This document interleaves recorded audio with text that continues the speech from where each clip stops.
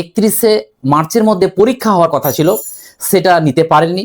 কিন্তু কমিশন এটা বলেছিল বা ঝাড়খণ্ড সরকার এটা বলেছিল যে 31শে মার্চের মধ্যে আমরা কিন্তু নোটিফিকেশন বা কবে পরীক্ষা সবকিছু কিন্তু আমরা ডিটেলসটা দিয়ে দেব, এবং সেটা কিন্তু পেপার কাটিং এ এসছে, তোমরা থাম্বনেলে দেখতে পাচ্ছ, এবং সেটার আমি পুরো ডিটেলসটা এবং কাদের কাদের ফি লাগবে না, কাদের কাদের ফি লাগবে, নতুনরা অ্যাপ্লাই করতে পারবে কি পারবে না, যাবতীয় কিন্তু আজকে পেপার কাটিং এ দিয়েছে। এবং এটা হচ্ছে তোমাদের আজকে এক ধরনের মোটিভেশন বলতে পারো, কারণ পরীক্ষার সবকিছু জারি হয়ে যাচ্ছে, এখন তোমাদের পড়াশোনা করতে হবে এবং জেটেট কি করে পাস করতে হবে এবং জেটেট এর পরীক্ষা ইজি হবে না টাফ হবে তার কিন্তু একটা ক্লু কিন্তু চলে এসছে। তো চলো আজকে সেখানে কিন্তু আমরা তোমাদেরকে দেখাবো। চলো দেখো কি লিখছে যে জেটেট প্রক্রিয়া 31 তারিখের মধ্যে, মানে মার্চ মাস আজ 25 তারিখ, 31 তারিখের মধ্যে শুরু। আর কি বলছে, পরীক্ষা জুন মাসের মধ্যেই অনুষ্ঠিত হবে। তাহলে একটা জিনিস ক্লিয়ার হয়ে যাচ্ছে তোমরা, যে পরীক্ষা জুন মাসে আর 31 তারিখের মধ্যে কিন্তু প্রক্রিয়া শুরু হচ্ছে।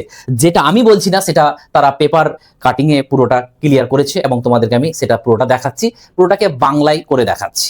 তো দেখো কি বলেছে, কর্মী অর্থ আইন বিভাগের দ্বারা যে বিধিগুলো অনুমোদিত হয়েছিল, জেট প্রক্রিয়া 31 তারিখের মধ্যে শুরু হবে এবং পরীক্ষা জুন মাসের মধ্যে অনুষ্ঠিত হবে। তাহলে পুরো এই লাইনটাই আমি তোমাদের কপি করেছিলাম।